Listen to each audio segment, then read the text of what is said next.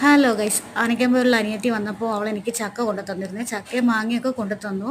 അപ്പോൾ അതിലൊന്ന് നല്ല പഴുത്തായിരുന്നു. അപ്പോൾ അവളത് വീട്ടിൽ കൊണ്ടുപോയി, പൂമ്പാറ എൻ്റെ വീട്ടിൽ കൊണ്ടുപോയിട്ട് വെട്ടി ഒരു കഷ്ണം എനിക്ക് കൊണ്ടു തന്നു.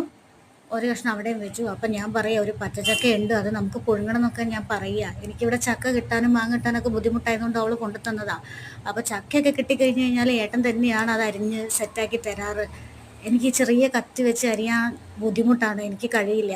അപ്പോൾ ഒരു ചുള താന്ന് പറഞ്ഞപ്പോൾ ഏട്ടൻ തരുന്നില്ല. അപ്പം ഞാൻ തന്നെ കിള്ളി തിന്നുക. അപ്പോൾ തിന്ന് നോക്കിയപ്പോഴത്തേക്കും നല്ല മധുരമുള്ള വരിക്കച്ചക്കയായിരുന്നു കേട്ടോ. നല്ല മധുരം ഉണ്ടായിരുന്നു ചക്കയ്ക്ക്. അങ്ങനെ ചേട്ടൻ അത് അരിഞ്ഞ് നല്ല നീറ്റാക്കി എടുത്തിട്ടുണ്ട്. അങ്ങനെ ഞങ്ങളിത് ഇങ്ങനെ പറിച്ചിടുക കേട്ടോ. ഇങ്ങനെ പറിച്ചിടുന്ന നേരം ഒരാൾ ഇവിടെ ഇരുന്ന് ഭയങ്കര തീറ്റി. ഞങ്ങൾ പറിച്ചിടുക, അവൻ തിന്നുക, ഞങ്ങൾ പറിച്ചിടുക, അവൻ തിന്നുക. ഇതിൻ്റെ പണി. അങ്ങനെ ഇന്ന് ഞങ്ങൾക്ക് വൈകുന്നേരം ചായക്ക് ചക്കയായിരുന്നു കടി. ചക്കയും നല്ല കട്ടൻ ചായ ആയിരുന്നു മേടിച്ചത്.